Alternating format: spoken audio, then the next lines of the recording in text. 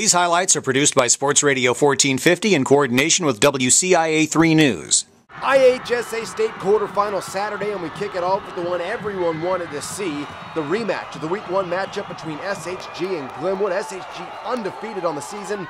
Glenwood hasn't lost since that season opener. The Griffin defense set the tone from the opening bell. First play from scrimmage of the game, Glenwood quarterback Miles McAdams flushed and sacked.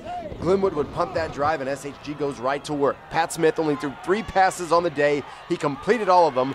This one goes to Michael Reevy. Looks like he's in, ruled out at the 1-yard line. Smith and Reevy plead their case to no avail, but there was also no harm for Griffin. Next play, Chris Harris, 1-yard touchdown run, 6-0 SHG after a missed extra point. Second quarter now, same score, not for long. This Smith pass completed to Carter Pranger in the back of the end zone. 2-point conversion, no good.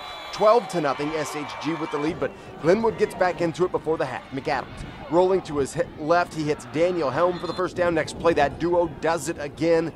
Great grab here by Helm. The sophomore with a diving catch leads to a 29-yard Chase Volpert field goal. It was 12-3 at the half.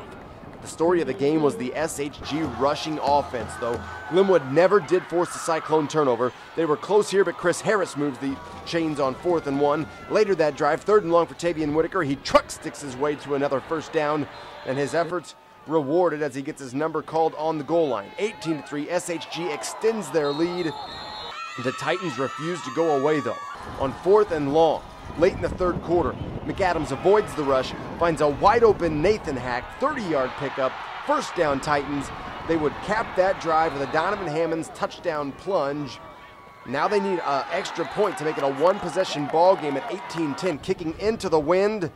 It makes it through the uprights before dying. Look at it. It hit a wall there. 18-10, Glenwood down a score. They need a stop. They couldn't get it. SHG 5 offensive possession, scored on the first 4, took the victory formation on the 5th. Victory number 299 for Ken Leonard in his career. Cyclones win 26-10 and advance to face Joliet Catholic in the state semifinals. This game's such a relief. You know, they're a great team, and it's just such a relief. This is the hardest game in the playoffs. I mean, next week will be a real tough game, and we could lose. But these guys, you just know each other so well that it's tough. Just knowing we're playing a big game in the playoffs, only 10 minutes away against someone we've already seen this year, and a great game to begin the season. Ending their season that way and keeping ours going this way was better than anything we could ask for. With this wind, you had to do what you had to do, and I can't say enough about our offensive line, our backs, our wide receivers blocking. But hey, the success goes to our defense today. Our defense did a hell of a job. Coach said if the wind's heavy like this, that we were going to come in running the ball and not passing much. Coach is just like, line, we got to get a good push and running backs run hard. You know, I'm not really frustrated because had I been frustrated, I'd be frustrated if I didn't feel as our team came out and played their best and gave their best effort for that. You know, you come out and you get these kids ready. These kids wanted to win this game very bad today, and they did everything they could do to win it and just came up short. But you know, I'm proud of the team. I'm proud to be their coach. Class 4A, Rochester hosting Bishop McNamara in a game many said was the real 4A title game and appeared to be in the first half.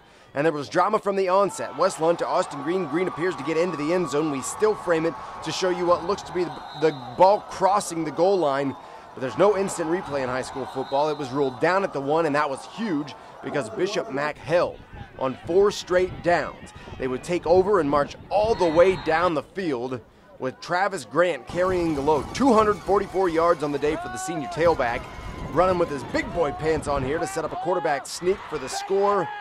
Bishop Mac would take a 7-0 lead in the first quarter, but Rochester had answers. West Lunt to Zach Grant. Grant didn't score on Saturday, but he caught 12 balls for 177 yards.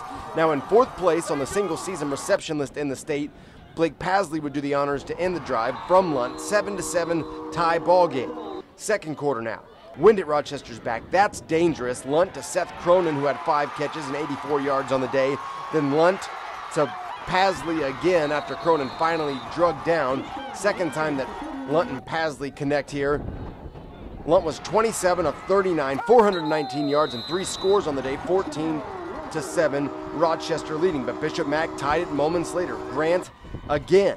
Rockets get a couple field goals before the break. 20-14 Rockets at the half.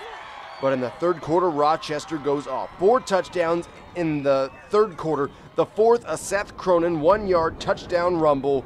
And suddenly, and I mean suddenly, it was 48-14. Next possession, Lunt to Grant again. Grant closing in on the SHG grad Mike Pilger for the single-season receiving yards title in the state. And then Lunt on the run from about 30 yards out into 40-mile-an-hour headwinds. Cronin hauls it in. Rochester is in the state semifinals for the third straight year with a very impressive 55-21 win over Bishop McNamara. Well, so much for the win, huh? Yeah, you know, I was worried, man, and that was the best game we played all year. I mean, and we should have scored more probably with if we could have punched it in. I shouldn't say we should have scored more. We should have got some points down in the red zone a little bit better, and we got to work on that. And but overall, man, I think it was the best game of the year. You know, we came out strong, and we just didn't punch one in the first drive. We probably should have, and you know, this team, we never give up, and we prepared all week for this. I knew we could do it, but I knew it would be a lot tougher. You know, this wasn't the team from last year, and 19 of 22 starters to replace, that's impressive. These kids deserve a lot of credit. A lot of doubters out there, and you know, this team, we prepare so hard working in the summer, and you know, our coaches have done a fantastic job, and we're so blessed to be in the situation we are. Can you smell it? Yeah, yes sir, absolutely. I'm so excited right now, and you know, we're so close, and we're just going to keep on working hard. Couple other games to talk about from Saturday. Williamsville's season comes to an end in the state quarterfinals for the second straight season. The Bullets end their year with an 11-1 mark, their first loss coming on Saturday in a 16-0 decision to KZ Westfield. And North Mac's Cinderella story ends in the quarterfinals as well. The Panthers with a tall task against undefeated Greenville. North Mac falls 68-38.